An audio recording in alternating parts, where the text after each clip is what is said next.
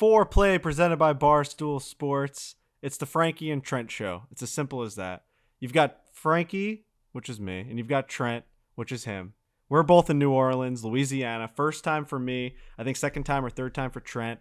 We're coming at you live from the Zurich Classic here, presented by the Barstool Sportsbook, by the way. It's the presenting sponsor and the official gaming partner of the Zurich Classic here in Louisiana. Trent, how are you feeling? I've been spending the whole week with you. It's been great to be with you. How are you feeling right now? I feel fantastic. A lot of two-man shows recently.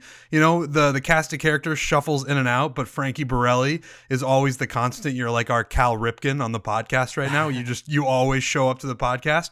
But yeah, we are in New Orleans. Not only are we both in New Orleans, we're both in our hotel, and we're clearly at the same hotel because the artwork behind us, if you're watching on YouTube, is exactly the same. They didn't switch up the artwork even a little bit. Not so even it's a little bit. It's all. But if I was same. building a hotel, I think I would just do that. Sometimes we go to these places and like I'll tell you, oh, I have a boar on top of my bed, and you say, well, I have Taylor Swift above my bed. So like at that point, that's too much thinking. Like, why is one room different than another? Dude, when we were in Chicago, the hotel that we stayed at, I told you I have Taylor Swift on my wall, and you were like, what does that mean? And I was like, I'm going to send you a picture when I get back up there. Was that not a dead ringer for Taylor Swift? Absolute dead ringer. It was insane. I mean, she copyright infringement to the worst degree. That's what I was thinking too. She might have a legal case against that hotel being like, you can't put my likeness on this wall. But anyway, we are in New Orleans. This is my second time in New Orleans. I had come down here a few years ago briefly with Riggs. So this is the longest I've been down here. We're going to be down here for the whole week pretty much. And I got to tell you, we've gone to 2 dinners. We've gone to the Zurich Classic every day. I love New Orleans, man. There's the food here is unlike food anywhere else, and it's right up my alley. For whatever reason, I love the Cajun style. I love the seafood aspect of it. The seasoning, the spices, it matches my palate so well. So we've really just had such a good time, or at least I have, and I know you have too, but eating the last 2 nights and looking forward to eating for the next 3 or 4 nights is really what I'm looking forward to. I'm also looking forward to hanging out at the Zurich Classic and going to the Barstool Sportsbook Lounge. But the food down here, I'm ready to say it, is the best in the world, in my opinion. It's definitely different. Something that I didn't think I'd love, but every meal we've had, I love so much. It's like it kind of runs right through you, I guess you would say. There's just a lot of gravy and fried food and raw fish and oysters and the whole thing. And you get back to your room and your stomach's bubbling, but while you're in it, man, while you're in it, what did we have? And we're gonna go through our whole entire experience here in New Orleans. But what did we have at etouffee? We had a crab. Last night we had crawfish etouffee etouffee. And we're gonna Mr. get into Ed's. all that. One thing I'm really looking forward to is Friday night. You and I are going to the Pelicans game. Pelicans versus Suns, game 3 of the playoffs. They had just won last night, the Pelicans, so it's like the first home game of the year for the playoffs. People are going to be going absolutely bananas. The only reason, when I say the only reason we are going there is because of Gametime, who are now the exclusive ticketing partner of Barstool Sports. They are the only ticket company that Barstool Sports uses to buy tickets. We went on Gametime. We are sitting right there in the thick of it at, is it called Smoothie King Arena? It is, yes. Smoothie King Arena in New Orleans. The place is going to be jumping. We got Mincy probably going nuts outside the stadium. You and I are going to be in the building thanks to Gametime. You all have to use Gametime. I'm telling you right now, it couldn't have been easier. It was created by fans for fans. The app is amazing. Gametime is a whole new ticketing app that makes it easier than ever to score the last-minute deals on tickets to sports, concerts, and shows, and they guarantee you the lowest price. They cracked the code on how to score deals on last minute tickets, which is exactly what we did. It's impossible. It's possible with the Gametime app. The biggest last minute market price drops can be found on the seats that you could buy, that you could never buy on anything else. I'm telling you right now, they have seats that are just not available on any of the other sites. So you have to go do it. They've got every major sports, including golf. So you could go to the Zurich Classic. You can go to the Wells Fargo Championship coming up, the PGA Championship, and more. So we're so excited to be able to go there. Here's what you have to do. This is the best part. You get $20 off your first purchase. If you download the Gametime app, go to the account tab to create a login and redeem the code FORE, Fore for $20 off your first purchase. Terms obviously apply. I never know what those terms apply. You see it at the end of like car commercials and all these commercials, but terms definitely apply to this. They have to. They apply to this situation. I'm very excited about this game, man. I'm very, very excited. We had talked on the last podcast. It was after game one, which Lurch had gone to. And, that's kind of what sparked my brain thinking about the Pelicans might be home while we're down here. And the first game was a blowout. And it was like, oh, man, this could be a short series. And who knows what kind of energy there's going to be for game three if they're down 2-0. Dude, they won game two. The Pelicans won game two, and now we've got a 1-1 series headed to game three. That building is going to be on fire, and we are going to be there, and the only reason we're going to be there is because of Gametime. It's going to be great, man. I'm very excited. So go to get the redeem code for Fore, $20 off your first purchase. Download the Gametime app. Last-minute tickets, lowest price, guaranteed. It is kind of funny that you and I, or that Foreplay, has gone to will have gone to 2 of 3 of the Pelicans Suns playoff games. Lurch went to game 1. We're going to game 3. It's just a very bizarre playoff series for the Foreplay podcast to have attended 2 of 3 games. Yeah, it is odd. When Lurch said that he went to game 1, I was stunned. He was like, yeah, I sat on the floor. I think they had Axon tickets or whatever. And I was like, holy shit. And then, I looked up their schedule, just seeing when game 3 was going to be. It's like Friday. We're going to be here, through the weekend. So the Foreplay podcast is dominating the Phoenix Suns New Orleans Pelicans series. It's going to be an awesome time. So where are we going to start here? So we are down in New Orleans, obviously. Zurich Classic. This was kind of like a last-minute trip. We got a message from Westy, who works on all the Barstool Sportsbook side with us, and he was like, "Hey guys, like Barstool Sportsbook is the official gaming partner of the Zurich Classic. If there's any chance that any of you guys can go down there, we've got this like celebrity shootout thing, and like you guys could attend. You have like all access to this tournament. It's PGA Tour. I know you guys don't usually do the PGA Tour stuff because you're the bad boys of golf media, but we have all this access. Do you want to come down?"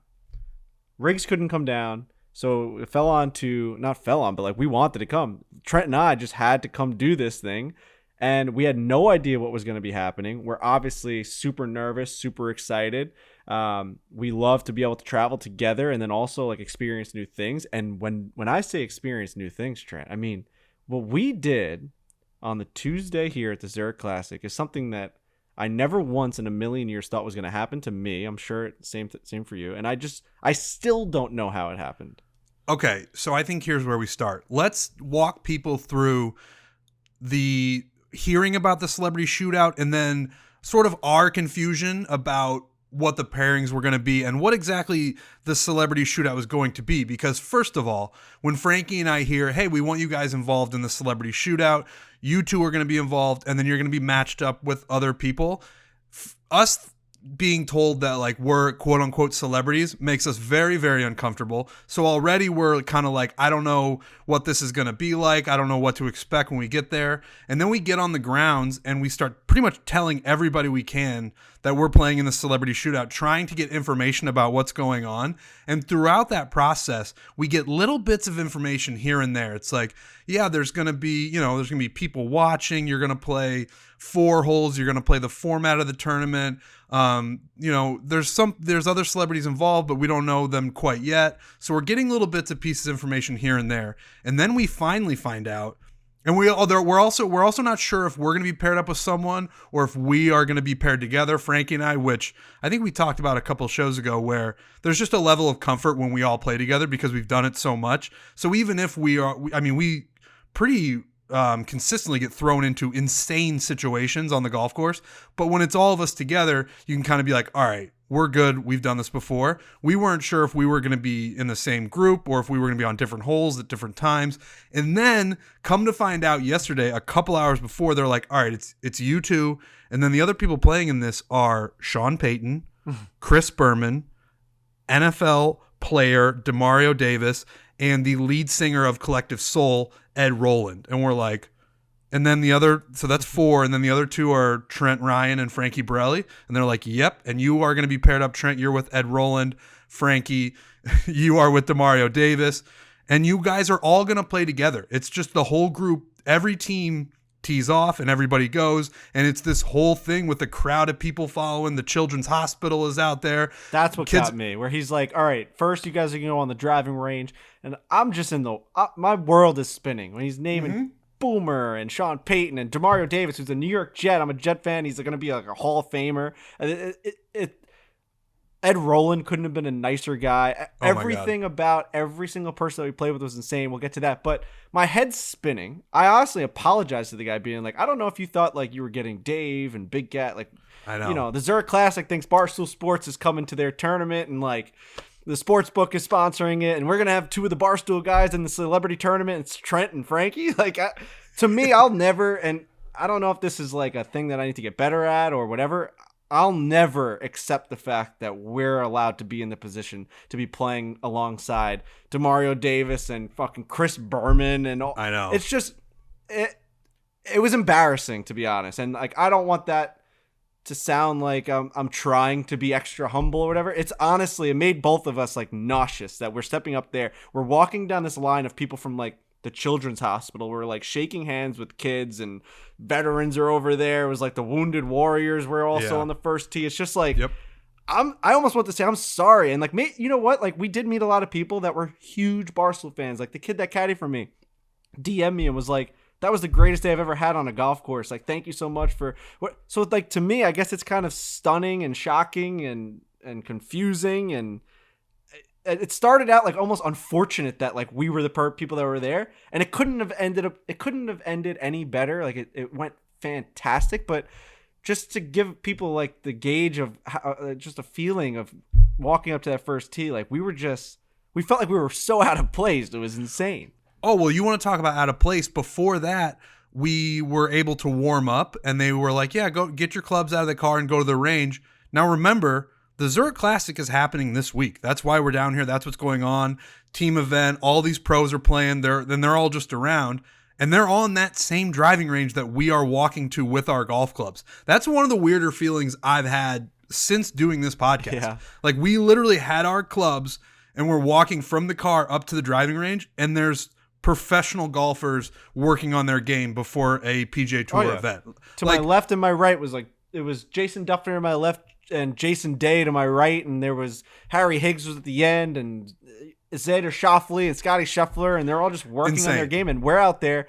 The funniest part was we're on the fucking driving range, and Chris Berman's looking at us, and that's where we started to get a little bit more comfortable because we saw, obviously, Boomer's just trying to get his hips through the ball, and he's like hitting duck hooks, and he's like, we're just gonna have fun out here. And then you start to realize like it has nothing to do with how good you can hit a shot. Let's just not kill anyone that's attending the celebrity shootout, and let's just all get through these 4 holes and we'll have a great time. But the funniest part was watching our 2 swings and our ball flights compared to the rest of the PGA Tour. Like we've played with PGA Tour professionals all the time at this point. It sounds insane to say, but like we just played Max Homa, and we have all these videos coming out with all these pros. We played Rory McIlroy. Like people have seen us interact with golfers and our shots, be able to mirror our shot to theirs. But there's something about being on that range and watching all these balls fly perfectly down the middle of the range, and then ours were just going sideways. Like I hit a drive that duck hooked 75 yards right, and I just thought to myself, like, man, like fucking Bubba Watson had to have just seen a ball just come zooming across the driving range and couldn't believe, like, what the fuck did that thing just come from? Like, dude, and guys were asking us, what are you guys doing out here? Because we were also in like the wrong spot on the driving range. I think we were supposed to be more to the left, but then Steinberg was on the left, and like we didn't want to hit balls in front of him. Just every situation was like walking on eggshells. The guy next to me literally said, am I okay right here? He said that to me because I was hitting balls all over the place. Not only are the ball flights so different, but just the sound of the ball going off the club face for pros is just a sweet, beautiful, sexual sound. And the sound that it makes going off of our club is a car wreck. It's a train wreck. It's all of those things. So we were just completely out of place on that driving range. I agree. Standing next to Berman, you had mentioned it. It did calm me down a little bit, but initially I was very nervous because, dude, it's Chris Berman. You want to talk about an icon, a legend, just one of the goats of sports broadcasting. I've been watching him my whole life. Everyone has. He's Boomer. He is just the voice that you hear, you think of football, you think of sports, you think of the home run derby, you think of all these things, and then you meet him and you're like, what's this going to be like? I mean, I've been watching this guy for decades, and now I'm going to meet him and talk to him. Could not have been a nicer guy. All I kept thinking in my head, which was stupid and strange, was he sounds just like Chris Berman. When it is Chris Berman. I thought that too. But he sound like that voice is so iconic that I couldn't help but think that's just Chris Berman's voice. And he's not saying the things that I usually am hearing him say. He's saying them, and the words are tailored towards the conversation that we're having. And I was starstruck at the beginning of that. But then once you realize how nice he is and how much he's like, let's just get out there, let's try to play well, and even if we don't, let's just have a good time. That brought my nerves down to a very good level. So the whole thing, and that was before we even played. That was all before we teed it up. It's funny that you said that, because I remember being like, is he doing a Chris Berman voice? Like, does he do that just to sound like what we're supposed to think Chris Berman sounds like? Or does he order like Eggs Benedict in the morning sounding like that? And I think that's his voice. We were around him for 2 to 3 hours, and that's just how he is. And couldn't be a better guy. Yeah, he's not faking it. That's just Chris Berman and Chris Berman's voice. And he had just done part of my take. He just did part of my take, and he was talking so highly of those guys and how everyone keeps stopping him and talking about how amazing that interview was and how he should have done it long time ago, but then COVID happened and they couldn't find the right time or place to do it. Like, he's been wanting to do it forever. So just couldn't have been a better experience with Boomer. Definitely got our nerves down a little bit.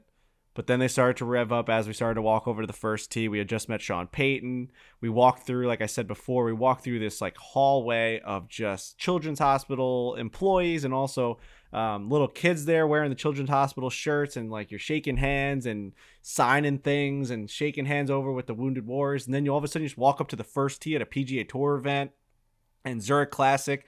Signs are everywhere and the towers are everywhere and there's cameras and there's an MC, and you're just like, how am I going to hit this golf ball? At one point I turned to the camera, and we have this whole thing filmed. I looked at Avery and Brendan, and I was like, dude, like, not that many people are get to do this right here. Like, I was just fucking making pizzas 6 years ago, and like, I've had a lot of moments at Barstool where I've had to say that, and I feel very fortunate and lucky to have to continuously remind myself that that's where I came from, and like now I'm doing this stuff because it feels so surreal and fake, and it makes no sense. But when we were on that tee box and they're announcing our names and no one really knew who we were because they just announced Sean Payton. I mean, dude, you want to talk about a letdown? I mean, come on, that was the letdown in its purest form, because we're in New Orleans and we're playing with Sean Payton. And when they announce him, they're like, Sean Payton, Super Bowl winning coach. The place is like rocking. And everybody's like, oh my God, that's Jesus. There he is. And everybody goes crazy. He hits the ball great. Sean Payton hits the ball fucking great. Fantastic, yeah. And then I think Frankie went before I did. And they're doing this type of thing. They're like, and the MC is like, all right, we got Frankie. And then he's off the mic. He's like, is it Borelli? It's Borelli. All right. Frankie Borelli from Barstool Sports and the Foreplay pot. And everybody's and one guy's like, woo, Viva. And it's like, all right, we got one. We got one guy here. So, that was, it is one of those moments where you're just like, first of all, I had to get the ball on the tee, which I barely did. It took me a heart rate at 195. One of those moments where I'm more than comfortable looking at my whoop to laugh at myself, being like, oh my God, I'm at 156 right now. That's an insane thing to have. I didn't even want to look at it because I knew it would be even higher than that, and that would make me more nervous. So as soon as my partner hit, Ed Rowland, shout out, he hit his ball. Before his ball landed, I was already up at the tee box and I was ready to put my ball on the ground. So because of that pressure of me trying to get the ball on the tee, if I don't get it on the first try, I'm just trying it over and over again, and it's a disaster. Teed it up as high as I possibly could, and then you just hope for the best and swing. And everyone listening knows exactly what Trent did. He hit a perfect butter baby cut right down the middle. Crowd went fucking crazy, considering 2 seconds ago he couldn't put the ball on the tee. I ended up hitting one real high and just on the right side. I actually bombed it. Like the MC was like, where'd that drive just go? Because on our second shot, they thought I like dropped one down there by the green. So we were both very happy with where our drives went. We were off and running. And then we were just in it, man. Like at this point, so the the whole thing was basically a charity event. It's a shootout, and it's for the Fore Kids, Fore Kids Foundation. Yep. And it's obviously for the Zurich Classic, and they do this every single year. It's 4 holes that mimic the format of the Zurich Classic, which is obviously partners. So I was partnered with Demario Davis. You were partnered with Ed Rowland, who's an absolute fucking legend, who's like, yeah, you want me and Alice Cooper on your show next week? We're like, sure. So I think that might be happening. Or maybe we'll just give him to Robbie Fox, and Robbie Fox will just come all over himself. So that was awesome. And then so it was us two versus Trent and Ed, and then it was Boomer and Sean Payton. And you're basically playing as partners. First hole at TPC Louisiana is best ball. So we all play our own ball. Obviously, we all know how that works. And then the second hole is alternate shot, where things got really interesting. It's a long par 5. Demario Davis told me on the driving range. You want to talk about a big motherfucker. Guy's like 6'4", 270 pounds of pure athletic muscle. One of the biggest human beings I've ever seen in my entire life. But a gentle baby. Like, came up to me like, he's like, please just like be my leader today and just hit good shots, and I'll be your morale guy. Like, everything he was saying was so like, I felt so cool that like I felt like fucking Drew Brees out there leading like Demario, like I felt like I was on his team. It was amazing to be able to say like, all right, let's go win this thing, Demario. Like, I can't wait. And it was tough. Like the alternate shot, he hit a couple bad shots, I hit one bad shot, and like we ended up making like a 7 or an 8, and we were just in the thick of it at that point, and it got kind of normal. I don't know how you felt, but like after the second hole, I was like into it, because I knew we only played 4 holes, so it was best ball, alternate shot, best ball, alternate shot, holes 1, 2, 8, and 9. Yeah, I felt good pretty much after the first shot, which is how I usually am at all these things that we do, where the nerves are so built up about the first shot that if that is not just a complete catastrophe, then we're going to be okay. Then we're just playing golf. And yeah, the setting is weird, or it's different, and it's there's this huge group following us. Everyone who was at the first tee, we all just marched down each hole. So there were a bunch of people that stuck with it. But at that point, after the first tee shot, I was mostly fine. The alternate shot on the second hole, I started playing like shit, which happened fast. Dude, I made a 5. Dude, I'm over in the bunker because me and Demario ended up in there, and fucking all you hear is dead silence, because at that point you didn't know who was hitting. Like, this huge crowd, and like we're kind of playing ready golf. We were going super slow for just 4 holes. I mean, it maybe took us 2 hours to play 4 holes. It was insane. Yeah. And like Boomer's on the other side of the fairway. He hits one, and Sean Payton's like walking, and I'm like, where the hell is Trent? And it got dead quiet, and you just hear the worst sounding contact you've ever heard in your entire life. Just kind of like someone hit the ball straight into the ground, and then a little bit of a dribble, and you just hear like, so you just hear Trent screaming in agony, as if it was just me and him playing at like Colonial Springs on Long Island. Meanwhile, he screamed in front of all these people just how like embarrassing of a shot it was, and it was so Trent, because he's like, oops, like just such an Iowan thing, like, oh, just like squeaking right behind you. It's just for some right in the reason, middle of nobody else reacted with me. Like when we played Max Homa in the Scramble and we had fans come, anytime somebody would hit a bad shot, the crowd would be like, oh, because they were for whatever reason. And this crowd they were so polite, dead silent. Dude, I topped that ball so bad, as bad as you can top a ball. It went straight. It was still in the fairway. What a setup for my guy, Ed Rowland. But I expected there to be like a chorus of people being like, eek. But instead it was just my voice and me yelling, echoing out throughout TPC Louisiana, where I felt like a little embarrassed. Oh, I was embarrassed for sure, because I just topped the ball. Then there was pictures of it. There were these beautiful pictures that we got sent to us, and there was one of me just going like, ah! And that was the moment where I let out the shriek. So I started playing like shit on the second hole, and that's when the nerves came back a little bit. But my guy Ed was so nice. He was like, dude, who cares? Let's just have a good time. And he was a little bit of a player, like more than he let on the driving range. When we were on the driving range, I was like, all right, how were you hitting it when you were warming up? And he's like, I'm not going to warm up. I'm old. I only got so many swings left in me. He's not that old. And I was like, all right, cool. So I wasn't sure how serious he was about golf. I didn't care either way, but I wasn't sure what to expect. And then when he got out there, he was much, much, much better than I am. So that helped me calm the nerves. But I was nervous a little bit on that second hole when I played like shit for sure. So at the end of the day, or at the end of the 2 holes, I think it was Boomer and Sean Payton were 1 over. You guys were 2 over, and DeMario and myself were 3 over through 2. And then we go to the best ball third hole, which was a short par 4. I ended up making a 4 on my own ball, which felt amazing. I had a nice little chip and an up and down. Had to hit a long putt. I think the Boomer and Sean Payton ended up making a bogey, so they went to 2 over. We're at 3 over. You guys went to 3 over at that point. I think you had a tough hole. I think you made like an 8 or a 9 on your own ball or something like that. Yeah, I mean, if you know anything about the 8th hole at TPC Louisiana and you know anything about my game, it's tailor-made for my game. So I was jacked up about it. I was going to hit that baby fade, that baby cut. It was going to be perfect. And I got overconfident. I overswung and I just pulled it dead left. And if anybody saw the picture I put on Twitter and on Instagram of me in the woods just trying to hit a ball, that was my my second shot. I was trying to get out of there. I actually had a great, it was probably my 7th or 8th stroke, but I had a great putt once I finally got up near the green, and that's when Sean Payton gave me a fist bump. Just surreal moments like that throughout the entire round, the entire day. But yeah, I had a tough hole, and that kind of put us out of the running in terms of the celebrity shootout, and it was down to the other 2 teams.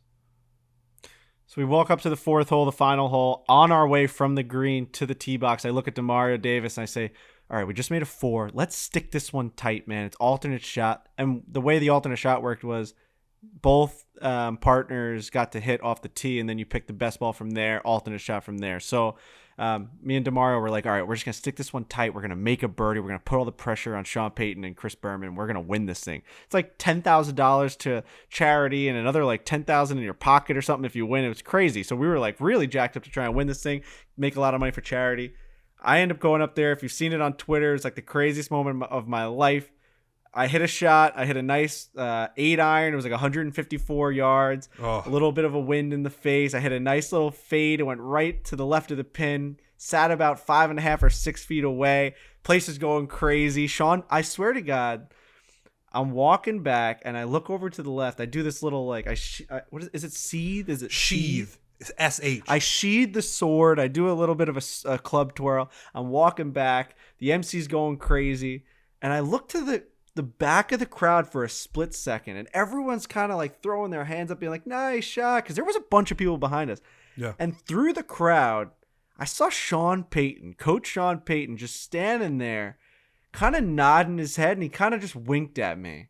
And it was one of those moments where it was like the coach kind of told me, like, that's how you do it, kid. You know what I mean? Like, it was one of those, and when it comes from an iconic Super Bowl winning coach, well, I didn't know this going into it because I've never had that happen, but it hits different. Like, yeah, it just, I felt like Drew Brees at that point, like looking out at, it felt like a fucking movie, like Friday Night Lights. Like I'm on the 50-yard line celebrating a big win. I'm looking out and coach is over there on the sideline just kind of shaking his head being like, that's right, boy. Like, we always knew you could do it. It was one of those moments, man. And I kind of just gave him a quick just head nod. And, like, I'll always remember that moment. It's not caught on video. It wasn't like a whole verbal thing. It's just like a look that I gave him. And we'll always share that.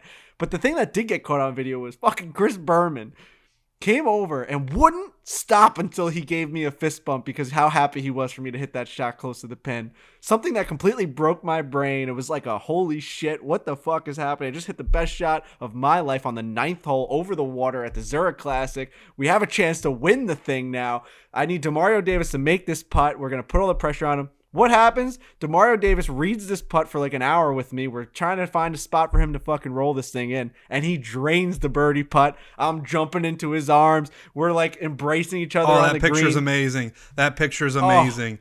There's so many good... Go ahead.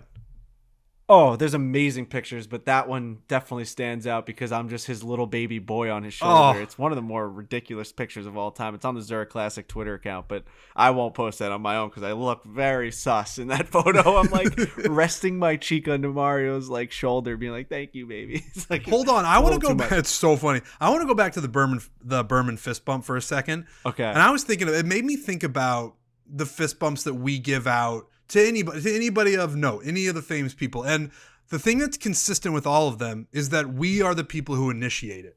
We walk up to Tiger Woods in Australia and do a fist bump. When we see anybody on the range or anybody famous, we walk up to them and we give them a fist bump, and that's kind of what gets things rolling. The thing that was really interesting and really awesome about the Berman one is that he came to you, man. You were just standing there. Like, you had just hit an amazing shot. You're just kind of looking out at the green and where your ball ended up. And on camera, you can see Chris Berman just booking it towards you, being like, well, the only thing I'm doing right now is I'm giving this kid a fist bump because that shot was so great. And that's what made it so insane. And that's like, Dave was tweeting about it a ton, just being like, this is a surreal moment. What planet am I living on that this is happening? And that's what made it, where it was Chris Berman coming to you, which is, it just makes your brain explode thinking about shit like that. It's crazy. Because I'm fucking Frankie Borelli. I'm a nobody. So, like, Chris Berman is just a nice guy that, like, happened to come up to me and want to give me knucks because he knew I was nervous. We shared that moment on the driving range where I said, like, I don't know if I should be out here. He's like, dude, you're just going to do fine. I think it was like a fatherly moment where he's like, you know what? That's a great shot, kid. And he, like, wanted to let me know that he was proud of me for that shot. And that's something I'll always remember as well. So that whole 5 minutes, especially for me, again, a nobody, to be able to experience that, awesome moment. It's not like I'm some banker or some business owner. If I was, Trent, I'd have to use Novo. Let me talk to you about Novo, and we're going to get to the ending of this match. It was amazing. It was electric. But Novo is a business banking platform built for today's business owners. Novo is powerfully simple business checking. So if you're a business owner, you have to be listening very carefully here. Unlike the traditional banking model, Novo has no minimum balances, no transaction limits, and no hidden fees. Instead of a one-size-fits-all approach, Novo is customized to your business. So to save time and free up money and cash flow, you have to try and use Novo. Sign up for free on Novo right now and join the community of over 150,000 fearless small business owners who have found the customizable business checking solution that admires their brave. There you go. They're what? The sentence kind of just ends right there. Their bravery. That's got to be bravery. Yeah, they definitely just wrote brave. If you're a small business owner, and I'm not, but small businesses, you're a busy person. You got a lot going on. I've seen my dad his whole life. My dad's been a very busy man. Your dad, I don't know. Have I ever seen your dad not at the restaurant? Like, the majority of times that I've met and hung out with your dad was certainly at Borelli's, and he's always just kind of in passing. He's kind of like, all right, I'm going over here. All right, it's good to see you. And he's just, he's moving all over the place. He's just got a lot on his plate. We respect those people so much. And Novo, you got to get that because it's going to help you just a little bit. It's going to give you a little bit of help because you guys deserve all the help in the world. So sign up for your free business checking account right now at novo.co/Fore. So that's novo.co/Fore, Fore. Plus, Foreplay listeners get access to over $5,000 in perks and discounts. Are you hearing that correctly? $5,000 in perks and discounts. Go to novo.co/Fore to sign up for free. Novo.co/Fore. Novo Platform Incorporated is a fintech, not a bank. Fintech. Ooh, is a fintech, not a fintech. It's a fintech, not a bank. Banking services provided by Middlesex Federal Savings, FA, member FDIC. Terms and conditions apply. We're applying those terms. That's the second time that we've had to apply some terms. And, terms are important, so always make sure to apply those terms and conditions. We're on the 9th hole, our 18th hole, our finishing hole of the Zurich Classic, quote unquote celebrity shootout. Definitely celebrities in the event, but two of them definitely not. We had pushed a playoff, so the Berman and Sean Payton group, they ended up parring, so they were 2 over. We made the birdie. We went down to 2 over. We ended up doing a putt off. So everyone's looking at me because at this point, like, I feel people are looking at me like I'm leading the thing because I just made an up and down on 8 and I hit one to 6 feet and I'm sheathing swords and, like, I got a little too carried away at some point where now all of a sudden all the eyes are on me. And we made the birdie and they're like, all right, Frankie, what do you want to do for the playoff? And, like, and Sean Payton's looking at me like, yeah, Frankie, where are we going? I'm like, why is everyone looking at me to do this? So I'm like, we'll go putt from where you are, coach. So we picked this, like, well, I don't know what that was, a 50-foot putt from the bottom of the green. And we basically said, what I'm so bad with distances. What would you say that was? It wasn't 50 feet. I would say 30 feet. Okay, so it was about a 30-foot putt. And we end up doing heads or tails, and DeMario and I lost that. I picked tails, which is actually a pretty cool moment to be able to do that against like Chris Berman and Sean Payton, to do a little coin toss. Yeah, I hadn't thought about that. Did you think about that time? Not until right now. Yeah, I was like, wow, this is a pretty cool moment. I'm about to do a coin toss with Coach Sean Payton. So lost that. I picked tails, it was heads. And so we had to putt first. They got 2 reads at it. I fucking rimmed this thing out. Thought it was dying right in there the whole time. Would have been one of the best moments of my life. After one of the best moments of my life, it just would have kept happening, and then I probably would have my heart just would have exploded, and I would have just been dead right there on the spot if that would have went in. So we end up, dude. People will see it on the video. This, like we said, this whole thing is on video. That putt, it looked good the whole time. I was standing right there. I was like, oh my gosh, Frankie is just having the best moments of his life back to back to back, because that putt's going to the bottom of the cup, and it just didn't. Some putts just don't go in when they're supposed to, and that was one of them. I was like, that should have gone in the hole. It was good until it wasn't. So it ended up squirting away somewhere to like 4 or 5 feet, and then Coach Sean Payton just put one in like real nice to like 2 feet. They win the match. It was closest to the pin for a putt. So we finished in second, DeMario Davis and I. It was an amazing experience. I want to thank the Zurich people, the Zurich Classic people, the Fore Kids Foundation, just everyone, Barstool Sportsbook. The fact that we were able to put this on, it was a hell of an experience, man, and something that now I don't think we should ever be invited to another one, because like you can find better celebrities, but I also now have like the hunger to want to play in every single golf event that I can possibly play in, because the feeling of hitting golf shots with all those people watching is something that I'm scared of, but also really, really enjoy.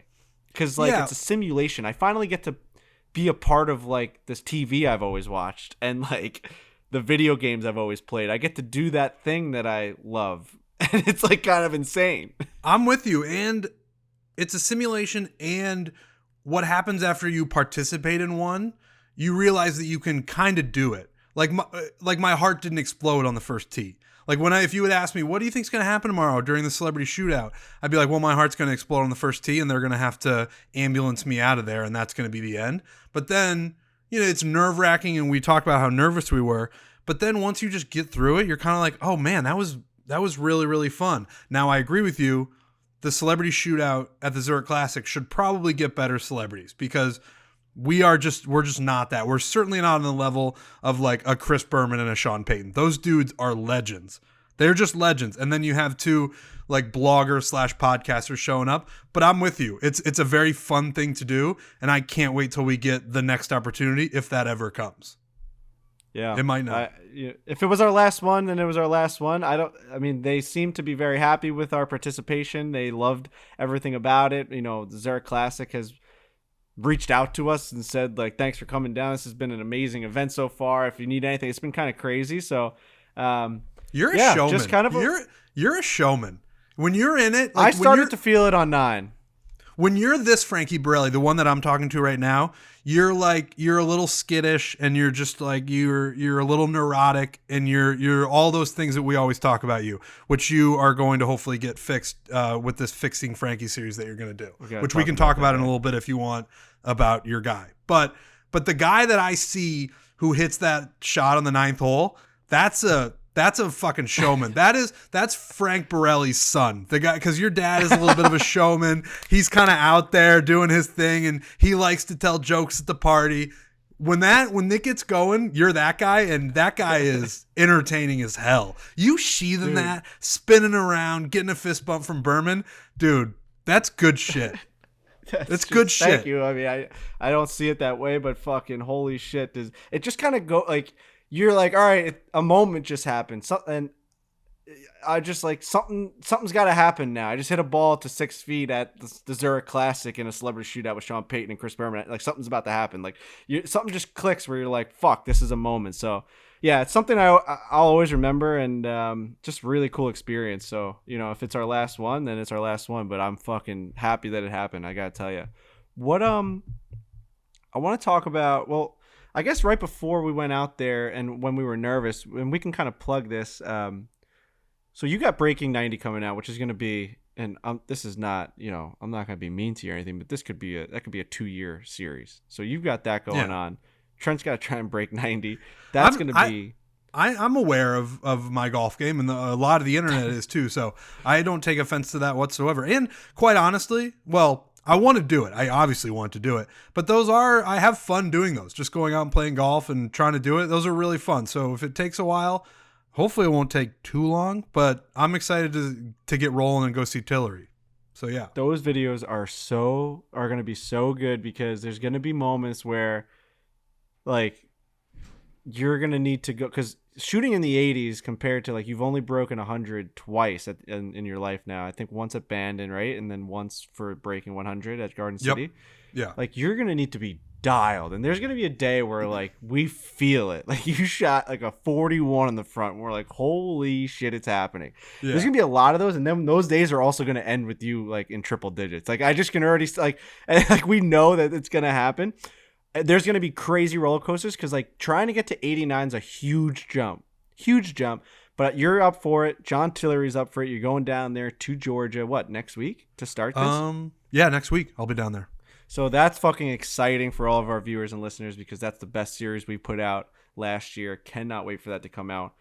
On the other side of it, not as pretty and fun and glorious as breaking 100. I'm doing something a little more mental and dark and just like really trying to fix something that has been a problem with me, which is my brain. We're going to do a little series. I don't know how many episodes it's going to be. Fixing Frankie. I found is he a sports psychiatrist? I believe he's a sports psychologist. Let me look. Okay. I'll look he's it a up. Sports psychologist, I would assume. He is a mental coach for a lot of guys. He was a baseball pitcher. His name is Dr. Brett McCabe. Spelled with an H, Brett. He is a clinical and sports psychologist. Psychologist. I gotta stop saying psychiatrist. So what Brett does is he works with all these athletes. He was a pitcher. I think he was a pitcher at LSU. And he works a lot at Alabama, the University of Alabama. And he was on the range at the Zurich Classic with professional golfers. He's helping them get dialed in and think about all these things. I really enjoy talking to him on the phone. I was kind of nervous to meet him in person because I didn't know how he'd be. I didn't know what psychologists are in person. I've never met one or really had conversations with one. And he couldn't have been a nicer guy. We saw him on the driving range at a PGA Tour event. He noticed that I was super nervous. He looks like Large. I'm just going to get that right out there. He just looks like Large. Definitely. He does. Yep. He does. He fits right in with our crew. Super nice guy. I'm very excited that he's the guy that I'm going to be doing Fixing Frankie with. I think everyone listening and that's going to watch the videos are going to fall in love with him. The way that he explains things. So basically like a little teaser for what the video is going to be like is I'm fucking freaking out on the driving range about to hit my first shot at the Zurich Classic Celebrity Shootout. I'm telling myself like, I don't know what the fuck I'm doing out here. I'm saying all of the same things I just said for the last 30 minutes on this podcast. Like, we don't belong out here, blah, blah, blah. This is insane. Why are we doing this? I can't even hit a golf shot. I'm hitting the balls left and right. And he goes, geez, like, Frankie, like, take a deep breath. And then he looks at me. He's like, no one cares how you're going to do out here. Just, you know how you can play golf. And I'm looking at him like, all right, now you've got me. Like, I can already tell that you're going to be able to speak my language. Like, you're going to talk to me very blunt. You're also going to talk with things that make sense to me. You're going to say it like very simply and it's going to make sense. And that's exactly what he was doing. I was rushing on the driving range. I'm trying to hit shots and he goes, are you just trying to hit balls to hit balls? Because you've hit 15 balls in the last 5 seconds since I've been here. You're just rapidly hitting balls. Are you just hitting balls to hit balls and get loose? Or are you trying to do something out here? And I said, well, I think I'm just trying to hit balls. He's like, why? Try and get ready for your round. Pick a target. Stand behind the ball. Come over here. And I'm like, all right. He goes, where do you want to hit this next shot? I said, well, I'd like to hit it out there in between those two tall trees. He goes, so do it. So I stand over the ball. He goes, take a deep breath. I stood over the ball. I took a deep breath. I took a 7-iron. And I fucking roasted a 7-iron right between the two trees. And he goes, now, why aren't you doing that all the time? I was like, I don't know. He's like, now come back here. Go look at your line. Where are you trying to hit this ball? And he goes, say it out loud. And I said, I want to hit that ball in between those two trees. He goes, now go and do it. And I went up there with a fucking 5-iron. I hit a fucking butter cut right between the two trees. And, right after that, someone kind of like, I don't know if it was Berman or one of the pros were like said something and it caught me off guard. And I kind of was like distracted and I hit a next shot and I duffed it. And I'm like, oh, here we go again. I shouldn't have hit another shot. And he goes, well, did you step behind the ball and tell me where you were going to hit it? And I said, no. He goes, come back here. Point out where you're going to fucking hit this ball and say it out loud. So I want to hit him between those two trees. I had a driver in my hand at this point, and I fucking nutted one right down the middle. Yeah. I looked at him like, Brett, we're gonna be real good pals, man. Yeah. That's just self-talk. That's just dialing in your brain. That's self-talk. That's a system. That's a rhythm. That's having something. That's not just being neurotic. And that's like, I am eating out of his fucking palm now. Yeah, so I met Brett as well while we were out there. Great guy. Going to be so good for the series. I'm very excited for this series because it's so unlike anything that we do currently. We've got all these different series going on, which are great. The travel series, 4-man scramble, breaking 100, breaking 90. But fixing Frankie is just going to be, it's going to shed light on a different part of the game, which I'm very excited about. Another thing that I'm excited about, which you'll probably be less excited about, but he's going to frustrate you. There were times yesterday. Oh yeah. There were times yesterday when Frankie was pretty much in the mode of, I'm really nervous about this celebrity shootout. I just want to try to get these balls in the air. I want to hit a couple, get out there and try to calm myself down. And I could feel it. And I'm sure he could because it's his job. That you like, at one point I feel like you wanted him to go away. You were just like, I'm kind of losing it right now. Yeah. And that's like a big part of it. That's a big part of what you have going on where you just need to take, and I'm not him. So, but what I'm guessing he's going to probably push you towards is like every moment you just need to kind of bring it down, and he's going to go in depth with that, and it's going to frustrate you, and that's going to make the videos that much better, which is I think is going to be great. Oh yeah. Right before we found that moment where I was rushing everything and he told me to start picking out points on the driving range, taking a deep breath, stepping behind the ball, he was just kind of talking to me and he said he was trying to have a conversation with me to get my mind off what we were about to do. And I was just getting really frustrated that like I wasn't hitting good golf shots. And that's when I was kind of hitting a million balls a second. And he's like, and I was so close to being like, you know what, dude, like we're going to do this video like next week. Like, why don't you just like go help someone? Because I couldn't hit a good golf shot. I'm like, now you're making me like do things. I've never done these before. And I'm going to do it here and fucking at the Zurich Classic on a professional golf. Like, by being as polite as possible, I was just kind of just nodding my head and like taking deep breaths, being like, okay, yeah, I'll try that. Because we all are in that situation where someone gives you like a swing tip or a mental thought or whatever. And like they do it to you on like the second hole of like a big golf match that you have, or like you're playing a new course that you've really been excited about and someone gives you a swing tip. It kind of gets in your head, but he totally wrangled me in and made me calm. And I'll tell you what, I took those tips to the first tee and it helped me a lot. So my biggest goal with the series, also being your wingman for breaking 90, is going to be like, how can people watching the video take those little mental exercises or just tips from the driving range to the first tee? I think everyone will now, even just listen to this. Maybe you never thought to pick out a point on the driving range. Maybe that sounds too simple that you never even thought about it. I'll tell you what, it helped me. I never really think about it. I never step behind each ball that I'm about to hit and really have a system and like a thought. Harry Higgs kind of told us that we should have a thought before each shot, but like I never listened to him. And like now maybe if we like visually show you and like we can see the results, and I'll get good at chipping, hopefully. We'll see. Really excited for it. But yeah, Dr. Brett McCabe, had to give him a shout out. He's going to become a superstar. Yeah, people are going to like him. And we talked a little bit about in the car afterwards, just driving back to the hotel, kind of how you felt about meeting him and the rapport that you guys have and what it's going to be like in the video. And I told you, I was like, what you're feeling right now is similar to how I felt after talking on the phone and meeting Tillery. You just know that these are guys who are really invested in helping you, and they're going to be good, and they're going to be into it, and they're going to give you these weird activities that are just going to make the whole thing even better. And yeah, I mean, I can't wait for you to start that, because I think it's going to be a fascinating look into the brain of Frankie Borelli, which is that's a place that I don't know how many people want to go, but we're going to take them there, and it's going to be an interesting ride. Oof. We got to get to all of our experiences. Bourbon Street we went to. We hung out with, Kisner and that whole crew. on the golf course. We saw Scottie Scheffler. We had a warm embrace with the Masters champion. We had a crazy run-in with Bubba Watson. We have to get through all that stuff, all the restaurants that we've gone to. We're going to do that. First, we're going to do a little segment called From the Gallery, and that's brought to you by Truly Hard Seltzer. Truly Hard Seltzer, we absolutely love them. I mean, it's hard to go onto a golf course at this point without Truly in your cart, in your bag. You have to go out with a cooler of Trulies. It is a clean, crisp, and refreshing hard seltzer with a hint of fruit, from the classics like wild berry and black cherry to new twists like the lemonade and margarita squeeze, which I love the new margarita squeeze. There's over 30 flavors, so there's something for every single person. Best part, all cans have under 110 calories and 1 gram of sugar and are naturally gluten-free, so that's huge for you, Trent. Do it for the flavor. Truly Hard Seltzer. You can find Truly Hard Seltzer near you at www.trulyhardseltzer.com. Like I said, we drink these every time we go in golf. The Barstool Classic, it is the official drink of the Barstool Classic. Yeah.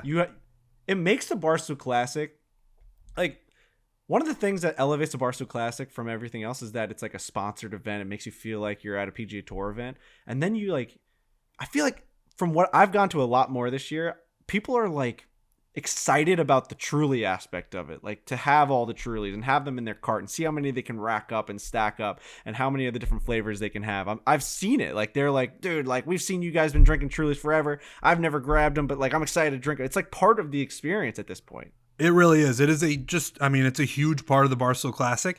And yeah, we'll get there. We'll first get there. We'll be on the driving range and guys will be like, yeah, we're ready to get out there. We're hit some balls and drink some Trulies. Like it's a marriage that is just inextricable. You can't separate the two. They've just been such a great partner for us for years now. And it's just the best in the game for sure.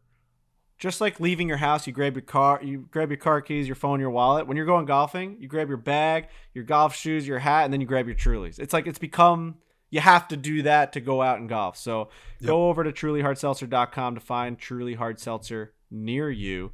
So from the gallery, we had someone last week submit this guy Wyatt, which makes me think of Ozark. Wyatt. Yeah. Did you watch a new season, by the way? I did watch a new season, so I don't want to give any spoilers because you haven't. I have not yet. You haven't. No, I just haven't. Spoil it. No, don't spoil it. I haven't gotten around to it yet. I love that show, but there's so much TV. But I do love Ozark. I don't know why I haven't watched it yet. That's actually I'm surprised by myself, but I'm gonna get around to it. I've looked as ugly as I've ever looked in this Zoom, by the way, in this shot, just because the way the lighting is in this camera. I gotta get a new damn camera. Well, this is the world balancing itself out because on the last podcast, you look spectacular. Your color was great. All of the promos that we put out, I was like, man, Frankie's got a good color to his face. Now Frankie's just disappeared. We're looking at his bed now. Our rooms are just identical. That artwork on the wall is making me laugh. But what did Wyatt say as his From the Gallery? Wyatt says, I'm sitting here watching the Masters and paying more attention this year to the brands and styles everyone is wearing. Everything from Nike to Peter Millar and many others. As I watch, the only players that do not have sponsors on their clothes are the Nike athletes. Is there any reason for that? Does Nike not allow it? Is it extra money for guys like JT, Kiz, DJ, and others? We've talked about this a lot at length. And I think we've even mentioned it to some of the guys that we're closer with on tour. Just like, why some guys are walking billboards and Nike athletes are just not. I think it literally just comes down to they pay their athletes more for those exclusive clothing deals. I think it's just as simple as that. They want it to be clean. They want to be exclusive. They don't want any other partners, and they have to make up for it, the money that would be gained by throwing on other sponsors by just paying their athletes more. It's got to be. And I wonder what the formula for that is. Like, all right. Like, does the player present that to Nike? If they're working with Nike and they're like, hey, listen, if I were to pepper myself with sponsors, this is how much I would make. So if you want, if I want to be a Nike athlete and we want to try to make this work, like it's got to be all encompassing and I got to make just as much as I would if I were having all these sponsors. It's got to be something like that because it's not an accident.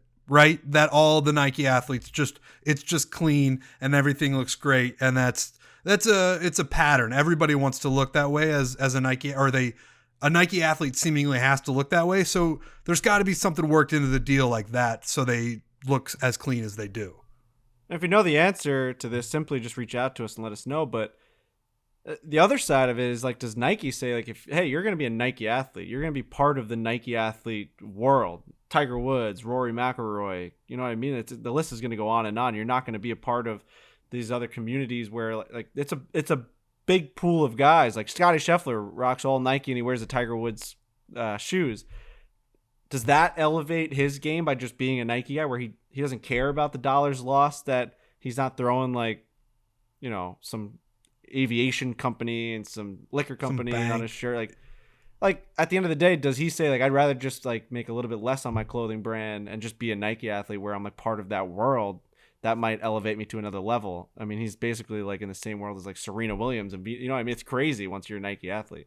Yeah, this is where I am the worst negotiator in the world. Like, I don't know which side has the power in that negotiation. Because what you're saying is right. I agree with that too. Like, if you wear Nike, if you are a Nike athlete, that just ups your profile immediately. People just know Nike, and they see that and they're like, oh, that person has got themselves to a point where they're wearing Nike, and that's a thing in this culture. Yeah. And that's just the way that it is. So I don't know. Nike probably holds the power. Nike holds all the power. They're just the brand that has a ton of power. So that's probably how it goes in negotiations. I don't know. It's a very interesting question, actually. There's a great movie coming out. I mean, I don't know if it's gonna be great. I would assume it's gonna be great, but I love the idea of the story. I read it today. Basically, Ben Affleck and Matt Damon are writing and producing and directing how Nike signed Michael Jordan. So it's basically like one of them's going to play like Phil Knight and the other one's going to play the guy that ended up getting him. I forget his name, but it was like a chase around all of Michael Jordan's life, like his old coaches, old friends, family members. His like mom was like the hardest one to crack. And apparently, I don't know that they've written the movie yet. I think they just got the rights to it. Apparently, Michael Jordan won't be in the movie. Like his character won't be in the movie. He'll just be like a mythical like character that they always talk about, and his name will be mentioned obviously because they're trying to sign him, but like you'll never actually see Mike. Now maybe they're just holding that away from you, but yeah, I just thought that would be an interesting like story to tell on just like how did you sign one of the most incredible athletes of all time who ended up being Jordan fucking shoe brand. Like how did that happen? So that's interesting. I hadn't heard anything about that movie. I'll whenever that comes out, it sounds like it's probably not coming out for a while, but whenever it does, I'm all in on watching that. Josh asks, would you rather make a hole-in-one at 16 of the Masters or 16 at the Waste Management during competition? It's an easy answer for me. I don't know if it's an easy answer for you, but it's the Masters. No, see, I'm going 16 at the Waste Management. Okay, so that's interesting. And I thought about this question, and I was wondering, is it, like, what is it? What's the difference between you and I that I pick the Masters and that you pick Waste Management? And I was thinking, like, is it age? Like, we're not that much different in age, but, like, you're a little younger. Maybe you still like the party aspect of it. You like people throwing all the beers in the air. People are going nuts. And I kind of, as an older gentleman, kind of like, the Masters. It's just, I make it, and there's no craziness, but it's one of the greatest accomplishments you can have in all of golf. What's the difference to you? So there's still craziness when you make an ace on 16 at Augusta. Like I was there, fucking Kuchar just drained one during the 2017 Masters and then right after that, Sergio hits the pin on 15, almost makes an double eagle and then drains the eagle, the whole thing. There's no denying that getting an ace on 16 at the Masters means something. Now, if you ask me like to then go on and win, or if it like meant something for your ride to the win, then I think I'm going to change my answer. But if it's just like a generic Thursday hole-in-one, I don't know how you can't pick the Waste Management. It's one of the greatest moments in sports when it happens. Like at that time when Ryder this year at the Waste Management drained that ace, it was like the first time in however many years it happened at that place. It's an absolute fucking frenzy. Beer cans are getting tossed all over the place. It's insanity. To say that, like, that's not more of a memorable, oh shit.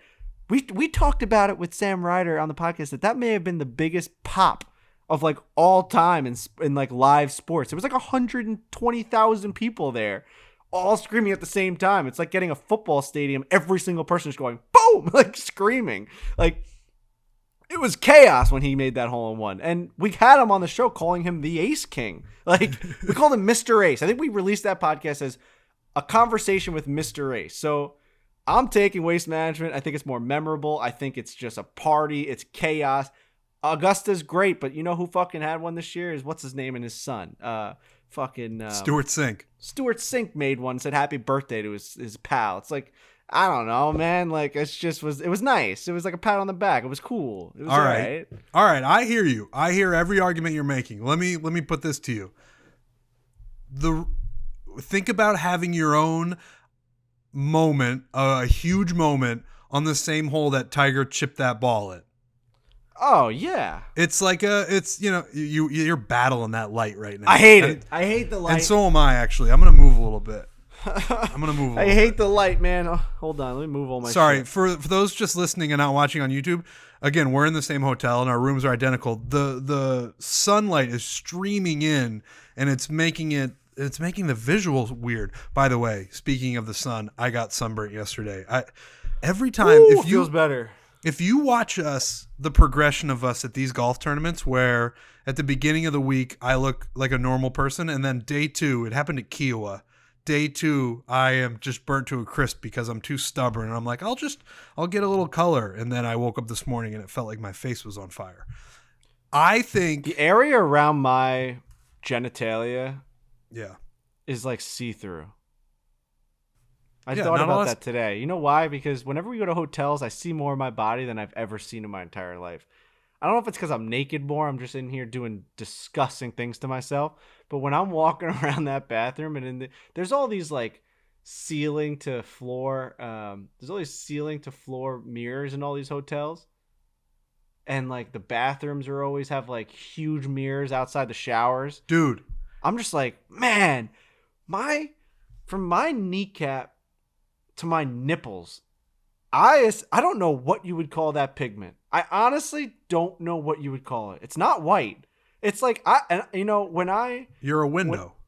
I'm something translucent. I really am. Because when I picked out like colors of like the ceiling, like paint at my new house, like there was all these shades of white. I'm not white. I'm a brighter than white. I'll tell you what it is. I couldn't agree with you more about, you just see more of yourself when you stay at a hotel. And part of what it is for me is the positioning of the mirror and the shower. At my apartment in New York, the mirror faces, like when I'm in the shower, I can't see the mirror can't see me. Here at this hotel and pretty much every other hotel that I stay in, when I'm in the shower, the mirror is facing me and I can just see myself. And it's a position that I'm not prepared to see, because it's my whole naked body and I'm just kind of in there letting water hit me. And it's like, am I going to look at myself in the mirror? It's certainly not a positive image that I'm looking at. I'm not looking at it like I'm Christian Bale in American Psycho or anything like that. But it's just like, ugh, that's an angle that I don't normally see. So I agree with you. When you're in a hotel, for whatever reason, I think we know the reason now, you just see more of your body. And all mirrors are different, by the way. That's something else that I've noticed. The mirror in my apartment is different than the mirror at my parents' place. The mirror at my parents' place is different than the mirror at this hotel. Some of them look okay. Some look worse. Some look better. It's bad. At a hotel, you see different angles and more of yourself. And it's just not a positive thing for guys like you and I. I don't know what we were talking about before. So I rather have the hole-in-one at Waste Management during competition. Listen, I wonder if people are like, fuck this show, where the fuck's Riggs at and fucking Lurch. But you know what? You got Trent and I don't know how it's going. We're an hour into this thing. I'm sure Jake Bass has thoughts. I mean, at the end of the day, it's a 2-man show. We're just kind of rolling with it. I am shockingly I think this is going very well. Okay, All right. Jake.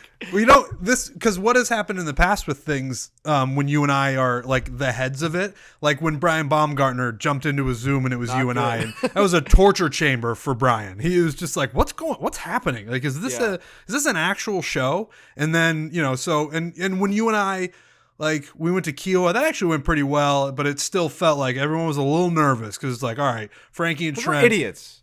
Oh We're still yeah, idiots. Like, we shouldn't be because we've been in this world for too long, but I'm not going to apologize for not being an idiot because I think that's just like who we are. I'm never going to fucking change. I've said that a million times in this podcast. I'm not going to stop being fanboys out there. I'm not going to stop getting nervous when I'm around pro athletes and all these celebrities because that's just who I am. And I'm also not going to apologize for not being that great at running a fucking podcast because I didn't grow up knowing I was going to do this shit. I wasn't on the path to success of being a podcaster when I grew up. I didn't know I was going to be on this fucking podcast. It just happened. No, and we've told Riggs this on the podcast. I think it was a couple months ago. I don't even remember when. But I told him, I was like, it's straight up bizarre that you are able to host a podcast as well as you are from someone who doesn't have a degree in journalism or broadcast journalism or whatever. The way he conducts interviews, the way he runs this show. And again, normally we talk shit about the people who aren't on the show, and we can get to that if you want. Lurch but is right now, disgusting. Oh, him in New Orleans would be a sight to fucking behold.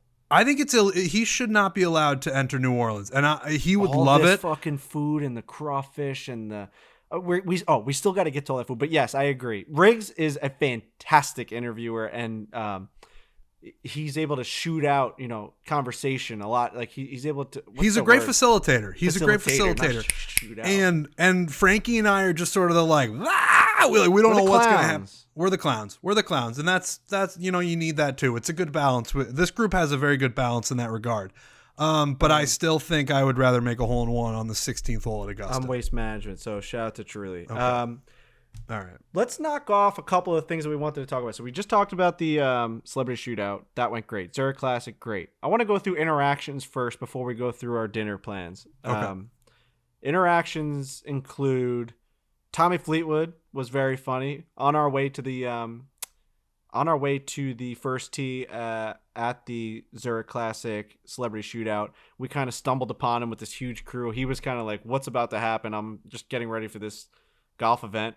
And we were just like, no, we're just trying to say hi. And he's like, hi. And then we're really nervous for this first tee. And he goes, you got to go talk to someone that can help you, in the driest humor of all time. Well, you not only did you say that, but you also said, I think I'm going to shit my pants, which I think he took it literally. He went, ugh. Yeah, I said, yeah, I'm going to shit my pants. He goes, oh, okay. Oh, all right. Bathroom somewhere? He's very dry humor. That was an interesting one. The other interaction that I loved, and we got a bunch of them, but was you and Will Zalatoris. Oh, yeah. So Zalatoris is, we've had pretty good interactions with him at the Masters. He kind of just sought out Riggs and I. We were just behind the ropes, with the patrons at Augusta National. He hits a shot on whatever hole that was. It was 16 or something like that. No, obviously it wasn't 16. I think it might have been 17 fairway. And he came over, said hi to us. And then this time I'm walking behind him. He hits a chip, and it wasn't the greatest chip. He claims that he boned it. And I was like, oh, is that how it's done? And he turns around and goes, oh, God. He goes, of course I boned the one that you, when you walk by, that's the first one I really hit bad. So that was kind of funny because my chipping is so horrific that I do think it is contagious in some aspect. So, that's happened. That's not the first time it's happened. Dude, and if that's true, you might get banned from PGA Tour events. Like if that becomes scientific fact that your type of chipping and the struggles that you have with it are contagious, you'll never be allowed on the grounds of a PGA Tour event ever again, because those guys take that shit super seriously, as they should. Here's something that happened that we haven't talked about. I got nervous that fucking Scottie Scheffler mentioned the word yips right before the fucking Masters, a week before he teed off, and then the guy went and fucking won the thing. Yeah. You want to talk about a guy that has ball sack? That dude said yip, yip, yip, yip, yippee. He actually said that quote. He's like, oh, the yips, yips, yips. And then he went out and won the fucking Masters with a perfect display of chipping. So that guy has fucking a brain of steel. The fact that just put to rest all that bullshit. If you're a person that can't say the word yips, then you have something wrong with you, because he just proved you to be completely insane. Yeah, a guy like Scottie Scheffler looks at guys like us who are like, whoa, whoa, whoa, don't say that word or it might screw up your game. He looks at us like simpletons. He's like, if that is the level that you think it affects how you play on the golf course, then you're not cut out for a good golf game, or you're not cut out to be the number one player in the world. You're not cut out to win a Masters green jacket. He's just like, what are you talking about? I know what I am. I know how good of a player I am. Saying this one, scary word isn't going to affect how I actually play.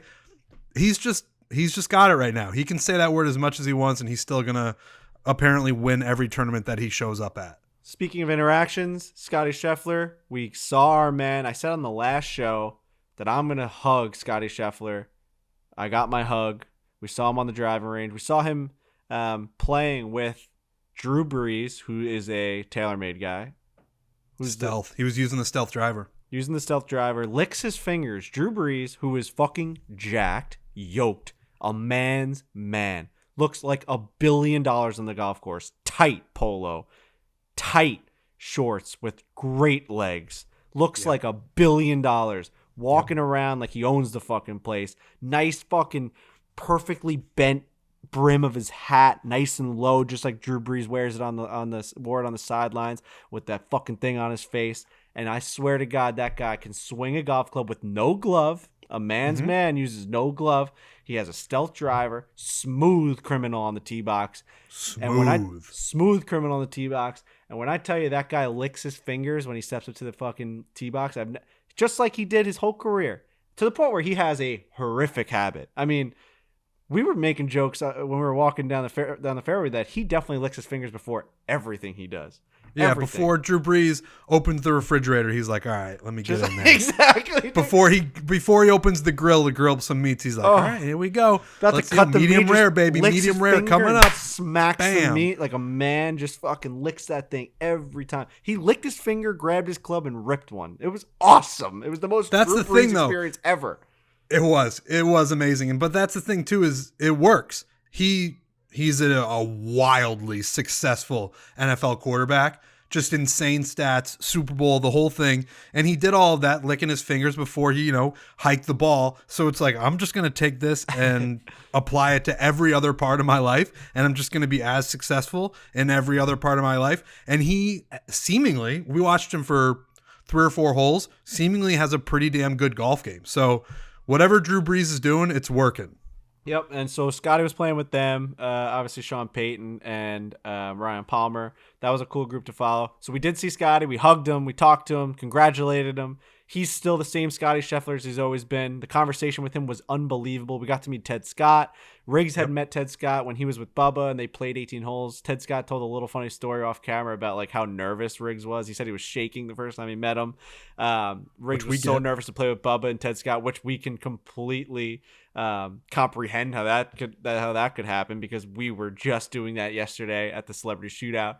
So Ted Scott, amazing. I got my chance to ask Ted Scott on the right after the Masters, the night of the Masters, the Sunday when we recorded. I mentioned that I was really dialed in on the way Ted Scott was reading the greens for Scottie by using the shadow of the flagstick and the sun and kind of giving him points with the shadow. And when I went up to Ted Scott and I said, Ted, I got to ask you, like, were you using the shadows to show Scottie the lines? Because I thought that was so, interesting and unique and creative. And he took his sunglasses off when I asked him, like he was so happy I asked him that question. He goes, yeah, I was. And, he goes, we like to find points on the green that we like to putt around. And then Scottie came over and his ears kind of perked up. He goes, yeah, we do this. Because when you talk to Scottie about golf, he's like, he wants you to know everything that he's doing. The guy won the Masters, but he wants to talk to you about everything. Yeah. And he was like, yeah, we sometimes put quarters down, 5 feet out, 15 feet out, 25 feet out, and putt around and putt inside them, and that's our line. So he was kind of giving me those spots and saying, putt it here, putt it where the quarter's at, putt it where. So that was really cool to get confirmation on, like, they were using the shadows. And Ted Scott was being humble, saying it's just a really lazy way of me not like wanting to walk to the spot and pointing. I just figured out a way to like use the end of the club and the shadow to point. But that duo, especially I always do that, Frankie. You just got to say especially, because people hate you when you say that. People hate you, Frankie, when you say especially. They tell you to die. I need to get Brett McCabe's number on speed dial for when moments like this happen. Like, kill Brett, myself when I say hey, especially. Brett, it's Trent. Yeah, Frankie's freaking out again. Is there an X in especially? He's talking about how people don't like the way he says especially. So if you could just give him a call, if you could do that, that'd be great. All right, thanks, Brett. Dude, we saw Scottie Scheffler at the fucking Ryder Cup, and no one said a word to him. No one said boo to that guy. He won the Masters. He can't go an inch without signing yellow flags, without signing hats, without signing tailor-made stuff for the tailor-made truck, without doing an hour's worth of media on the Wednesday before the Zurich Classic, just on the range, high-fiving players, caddies coming up to him, hugging him. This was his first event since winning the Masters, so I will say things might like calm down a little bit. This was extreme. Like, Scottie's life changed exponentially the second he walked off the 18th green. There's no doubt about it, but this was like night and day, a different scenario for Scottie Scheffler at his first tournament since being a Masters champion. And I think like he's handling it incredibly. And I know that for a fact because he talked to us for about 15 real minutes. Like, real, like one Mississippi, two, like those were 15 minutes of conversation about sports advisors on Barstool Sports. Oh my God. We have to talk about the couple of things that he said. Like, you want to know if it's the same old Scottie? Like, when we met Scottie, he was just like, oh, I'm the biggest, I'm a huge stoolie. I love the pizza reviews. I've been following it forever. Me and my wife, we DM'd the main account on Barstool when we were in New York to see if we could come tour the office. So that guy is still the same guy because he said two things. First, Hannah Cook's down here with us at the Zurich Classic, and he said to her, I'm such a huge fan of yours on Barstool Sports Advisors. Super nice thing to say. And then he also said, by the way, I'm halfway through watching the 4-man scramble with Max Homa. I just got to the point where, Trent, you made a putt off the green and your parents showed up and it was a really emotional moment. He talked about that with us today. This is a guy who just won the Masters. He goes, yeah, Meredith's not here, so like I gotta watch. Like, he's like, I gotta find like movies to watch. He's like, Meredith was calling me, FaceTiming me that all the guys back home were eating John's at Bleecker Street without me, and they're trying to make me jealous. He's like, I gotta like watch things. I told him to watch. He said he's a huge Stu Feiner fan, so I told him to go watch. Is it 2 for the Money? Oh, we didn't even look it up. 1 for the money, 2 for the money, 3 for the show. I'm gonna look it up. Now go down, or don't you? Keep talking. I'm gonna look it up. Step on my blue suede shoes. You could do anything if you want to get blue suede shoes. Yeah, I think it's beautiful. 2 for the money. Okay, I'm still. Al Pacino.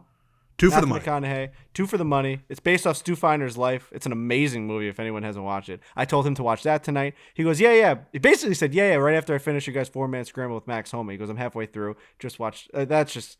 The guy won the Masters, and now he's just sitting there looking at his phone, watching us play golf and like hit bad shots and talk about our buttholes on the golf course. So it's really interesting. It's something that, again, blows my mind. Scottie's the same old Scottie. He loves our interactions, I think, because he just laughs and he giggles and he's just like, you guys are the biggest idiots ever, but I kind of like it. And I'm fucking a huge fan of Scottie Scheffler. Got my hug. You got your hug. We have to put that video out, by the way.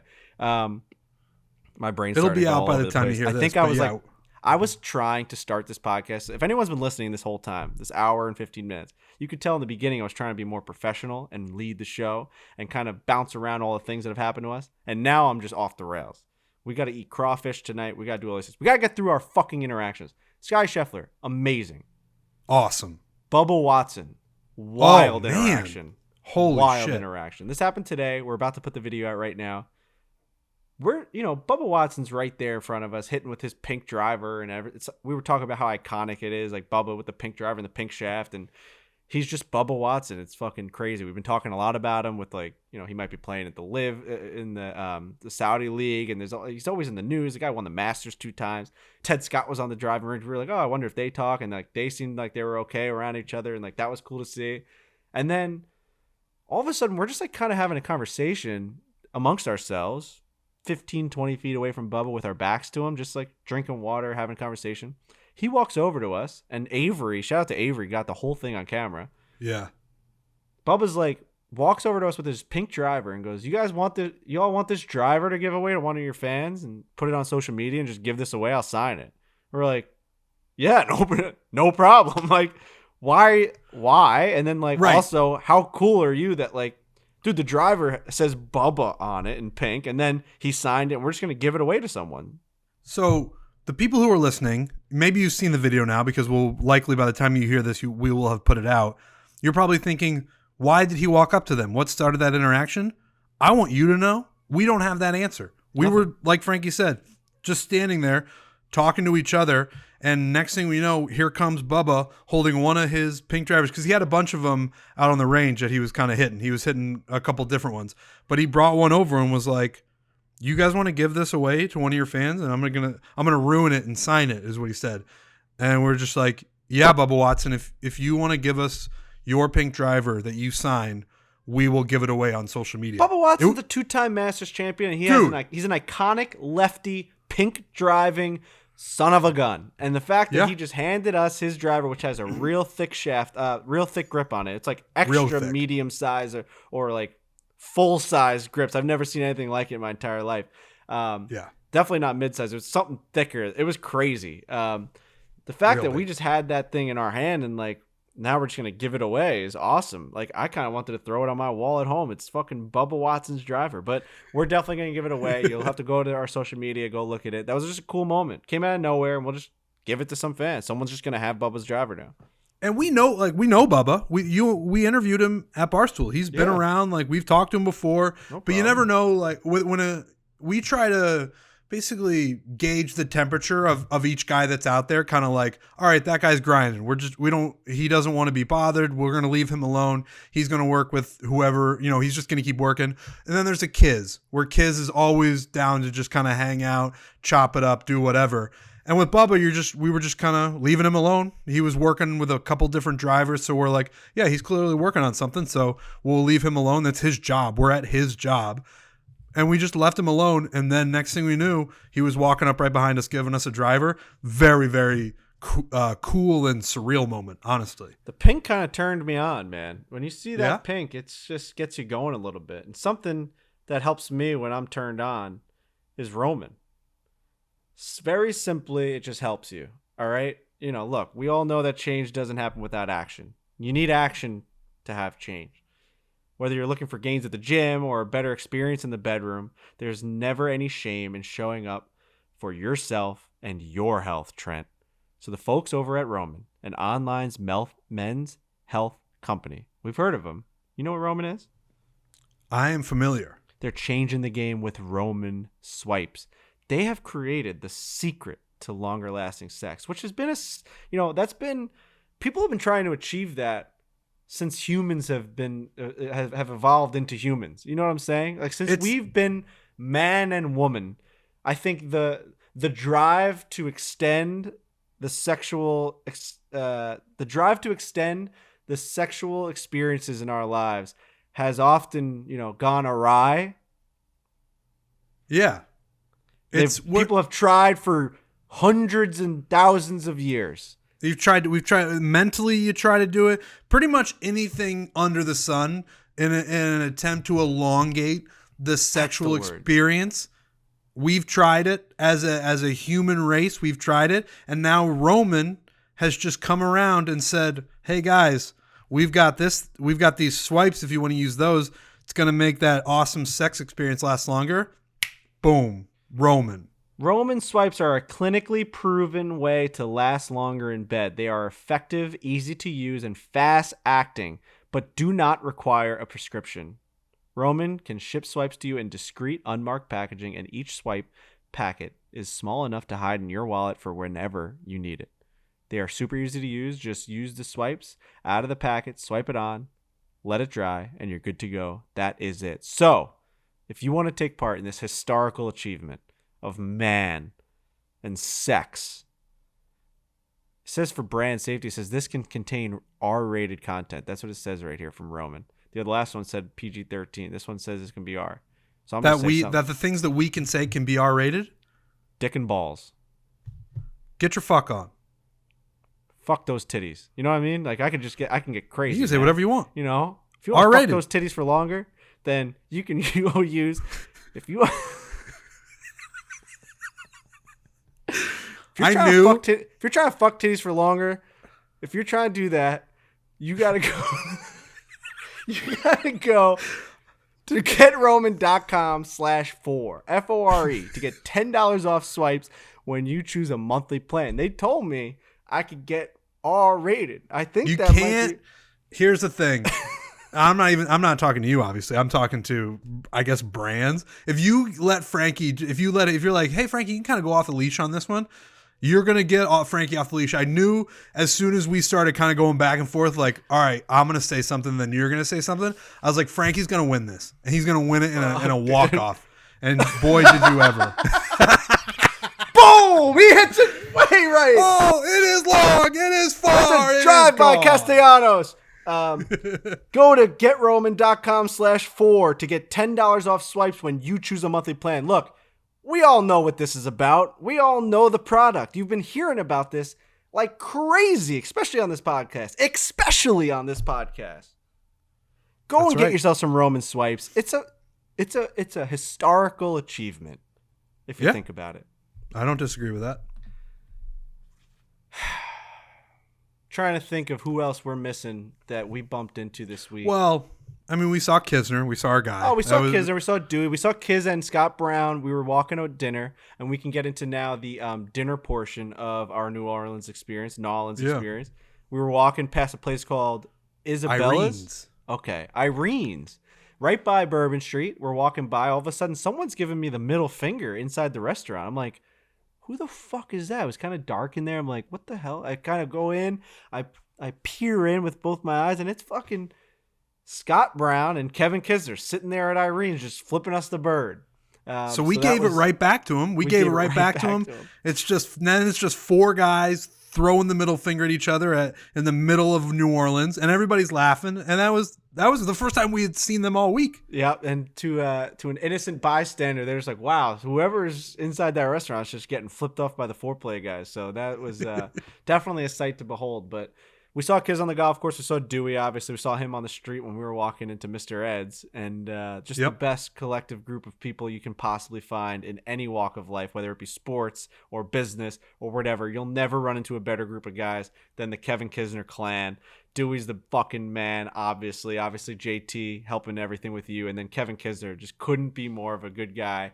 Humble as it gets. Just you would never imagine that guy's a pro golfer, and he's out there just tucking in his shirt. He says he's losing a lot of weight. He was swimming in his shirt and shorts today at the Pro-Am, just hitting absolute bombs for Kiz, which were like 280 right into the wind, and just a lot of fun. So that guy, he called me fat, but I set myself up for it because him and I were talking a little bit about going down to see Tillery and what that was going to be like. And he was like, I pretty much just want to see you try to work out with him again. Because if you remember, the first episode of Breaking 100 was just Tillery grabbing my legs and throwing me up against the wall. And I was like, yeah, I think I'm in worse shape than I was a year ago. And then he was like, I'm not hitting the ball very far right now. I got to get fat like Trent. So it's always good to see those guys. That group, it's just like a comfort. Like there's guys out here that we see that we're not as familiar with. I mean, no, we're not as familiar with any of them as we are Kevin Kisner. So when we see him, it's like, all right, this is a guy I can just talk to, bullshit with, and we'll just keep it moving. That whole crew is great. So upon arrival in New Orleans, I asked as many people as I could, what's the best place to go to? Everyone had like their own takes, don't go to Bourbon Street, go to Bourbon Street. It's crazy. Also, like we've heard horrific things about the crime down here. So we were a little nervous about walking. I mean, every person we've talked to has said like, it's getting crazy down there. Keep your head on a swivel. People are jacking cars, pockets, the whole thing. Kind of a scary time, I think, right now in New Orleans. I mean, that's all I'm gauging from every single person I've talked to. All walks of life have been like, just watch out here. It's been kind of crazy in that sense, but I was really excited to get down to New Orleans. Obviously, Bourbon Street. I'm a huge tourist guy. I know you're a huge tourist guy, Trent. So like, I was super excited to try all the main things that I can possibly get, and that would be char-grilled oysters. Charbroiled oysters from Drago's. So that was the first thing we did. We landed. We went straight to Drago's. We got our oysters. These things are freaking grilled and charbroiled and whatever you want to call them. Charbroiled oysters from Drago's. amazing. Huge fat oysters, something I've never seen before. Usually get the nice little slurpy ones, and they may be coming from whatever. Oh, these are coming from Washington State, or these are coming from the Long Island Sound, and the whole thing. No, these fucking things were huge. Yeah, the only oysters I had had before that were the ones that you're talking about, the raw oysters. Yep, which they we've got slide down right here. down your gullet. Yeah, you put a little cocktail sauce on them, you slurp them down, they go right down. These charbroiled oysters are different in that they give you forks with them, and they're just, I don't even know. I mean, I don't know what's in them, I know that they prepare them differently, but there's also other stuff on it, and you just scoop it out and you eat it, and it's fantastic. It was as good of a way to kick off our New Orleans dining experience as you could imagine. When I put up on my story, like, just put the oysters up there, the charbroiled ones, and you could see the Dragos like on the table, and I got a million responses of people being like, that's a great place to start. Dragos, charbroiled oysters, go crazy, and then that'll start your experience. And then we also got, as an entree, we got the same thing, you and I, at Dragos. We got the seafood pasta, which was fantastic. All different types of seafood in there. On top of a capellini, angel hair pasta, with some sort of cream sauce. I'm actually thinking about it right now. I wouldn't hate going back to Drago's, if I'm being honest. I really like that place. I do want to try crawfish. We have to get to that. Like, we do need to try crawfish. We had crawfish artichoke dip. We had crawfish and it was a part of an what did we have? A crawfish étouffée last night. That was at Mr. Ed's. That was hard to get into. It was a long line to get into that place. Yeah. So we crossed off 2, I would say, famous places in New Orleans in our first 3 nights we've done so far. Oh, wait, how long have we been here? We've been here 2 nights. Oh, we've been here 2 nights. We knocked out 2 famous places already. So tonight's our 3rd night. We're going to go out and we're going to try and get crawfish. We're trying to get the real deal, like the kraken of the crawfish. We go in there with our fingers. We pull out the meat. We're hearing it's crawfish season here in New Orleans, so we're going to try and find the right place. I'm sure people listening to this have a place in mind. Unfortunately, you're not going to be able to get that information to us until we've already decided on where to go. We got Frankie, and there was a place called Frankie and John's? Frankie and John's, or Frankie and Jimmy's, or something like that. That was a little bit of a drive away. I heard that's supposed to be really good.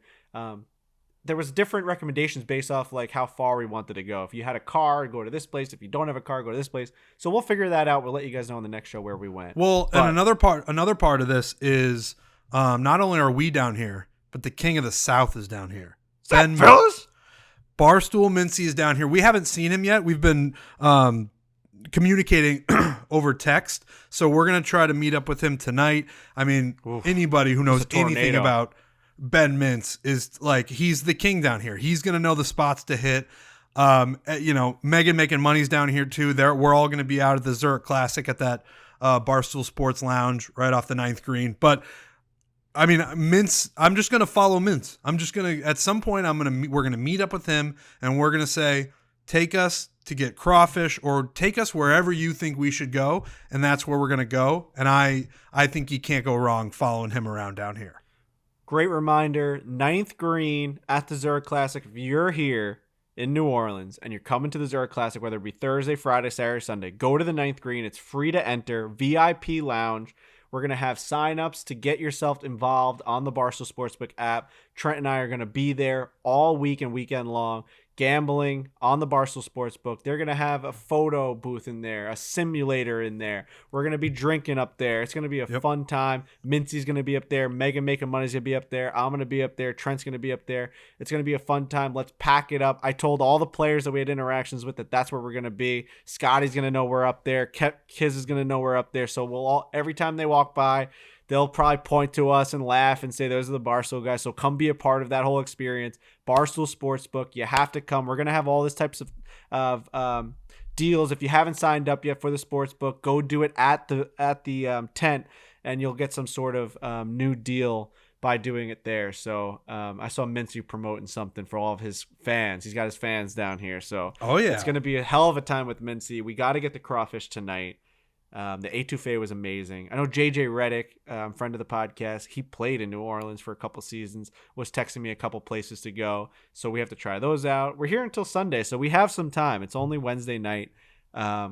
We're going to the freaking game on Friday, so that'll be fun. We'll get some dinner right before that or after that. But yeah, I would say for me, my first experience of Bourbon Street last night was a pretty good one. I thought the vibes were unreal for a Tuesday night, and I'm assuming it's like that all the time. But something about it. They have this French Quarterfest coming up on Thursday, or I guess tomorrow, and throughout the weekend. Yeah. So I think things are starting to rev up for that. But like music in every single bar. Oh, we got to go to that Dueling Pianos bar. That's what we have to do. I forgot about that. We have to look that up. We got to go do that. I like it. It made me feel like I was in Diagon Alley. I said that from Harry Potter. all the buildings are on top of each other, and like the way the city kind of like turns once you're out of it, it's pretty cool. So Bourbon Street, I'll give it like an 8 out of 10 for my first experience because I didn't get drunk on it. I didn't get sloppy on it. We went in, we had a hand grenade drink. I asked the guy what's in it, and he goes, "No, literally no one knows, bud." And just says, "Give me your $10 and go on your way." So I got to experience that. We had a couple drinks. We walked down the street, and we heard all the music, and it was cool. It was awesome. I didn't see any boobies, but it was like everything that I thought it would be. It was. Yeah, I really like New Orleans and Bourbon Street, and a lot of people compare it these days to Nashville and Broadway. But it's just a little different. I don't know. It's a little more. It feels more intimate. It's closer quarters.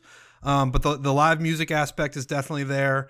It's a crazy happening. You'll walk 2 blocks. It'll take a couple minutes, and you'll hear 15 different live music, or just there's a club, there's a bar, there's a place to get pizza. I really like it as a guy who. I'm not in love with crowds anymore. I'm not in love with loud crowds.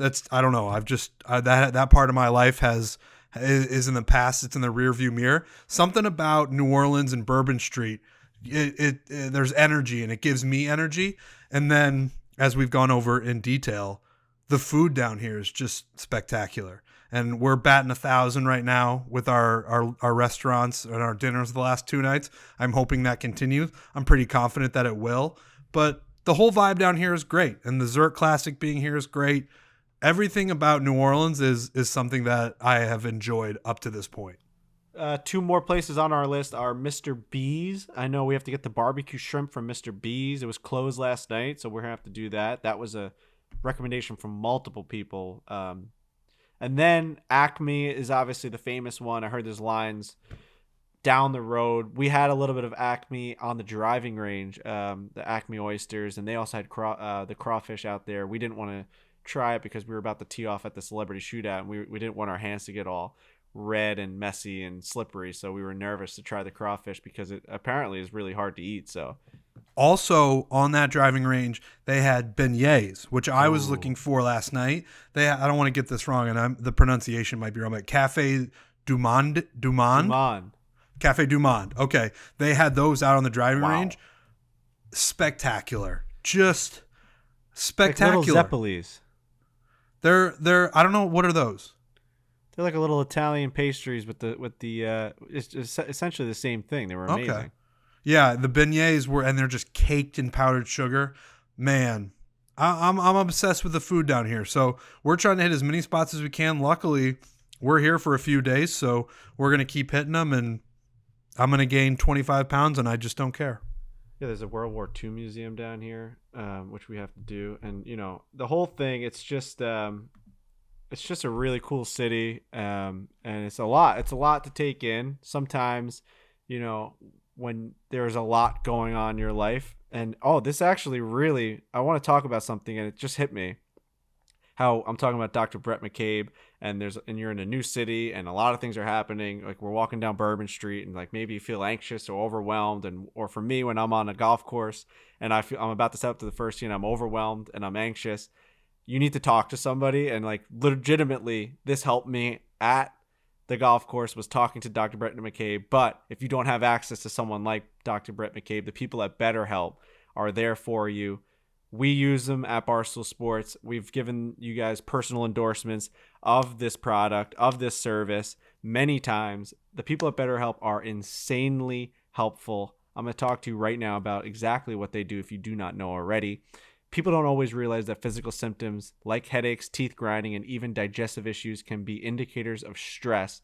And let's not forget about the doom scrolling, sleeping too little, sleeping too much, and undereating or overeating. Stress shows up in all kinds of ways.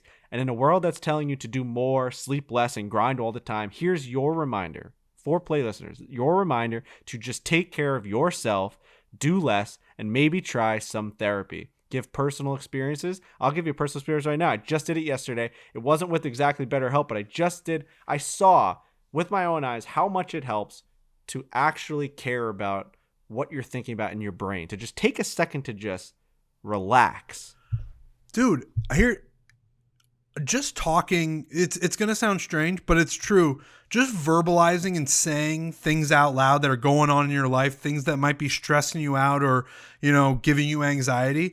Just talking to someone about that, people will be, I think, surprised by how much that actually helps. Because outside of that, if you're not using BetterHelp and you're not talking to somebody, it's all internal. It's just an internal dialogue, and that it'll just spin, and you're just talking to yourself, and you're talking about your problems with yourself, and it's not the feedback you need. And if you just use BetterHelp, talk to somebody about just what's going on in your life, it can be as simple as that. You're going to feel a weight lift off your shoulders, off of you. And it's the right thing to do. And use BetterHelp, talk to somebody.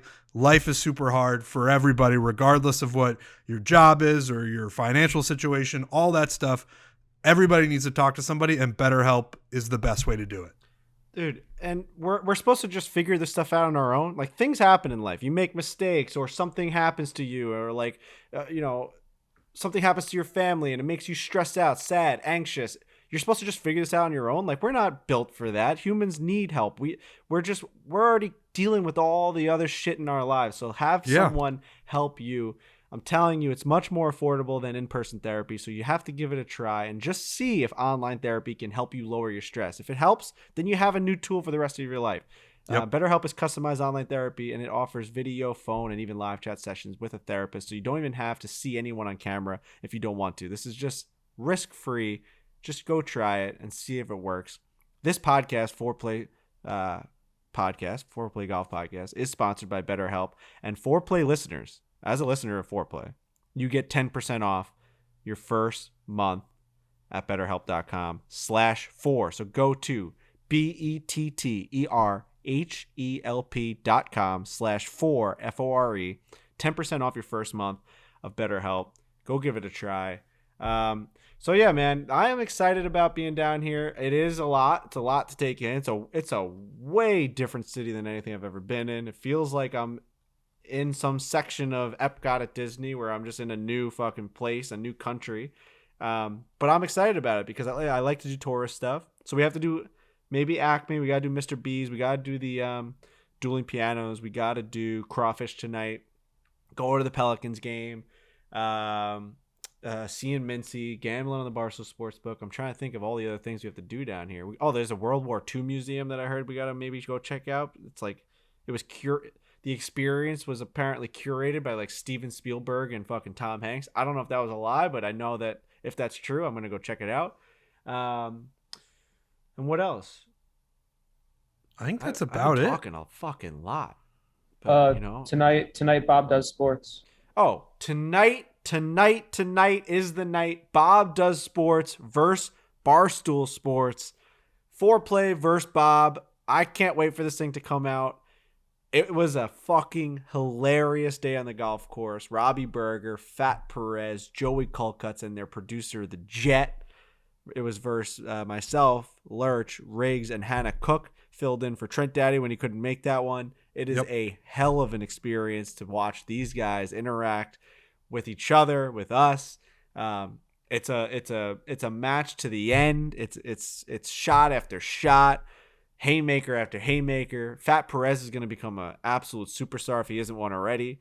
They're just killing the game. Robbie Berger, I've talked about him at length. I've known him for a while. I've been a huge fan of his for a long time since I just had him on Snapchat. I think I remember the day he even created an Instagram and I know he just created a Twitter, but when things started going on Instagram, it was like a big deal. He would take all of his his funny Snapchats that he had on his Snapchat account, and he'd put those on Instagram, like the blimp going over the dome. The one time he shot this blimp going over the dome. I think it was in New Orleans, maybe over the or maybe it was in Miami. And like, it was during the Super Bowl, and he's like, this fucking whoever paid for this blimp just got absolutely royally screwed because they're just flying over the dome, and he got them turning around and leaving. Very, very funny. It was my first introduction to him, and obviously one of my best friends, Kyle, is his first cousin, so I've known about Robbie Berger for a long time. Really, really proud of that guy and all the things that he's built. The fact that video is coming out tonight, I'm very excited. YouTube, 8:00. Shout out to everyone that filmed it. You got Jake, Avery, and then Brendan Jones, obviously, on the ones and twos who edited the damn thing. So that's a hell of a fucking video coming out. That thing should do numbers. Like, you guys should go watch Bob Does Sports.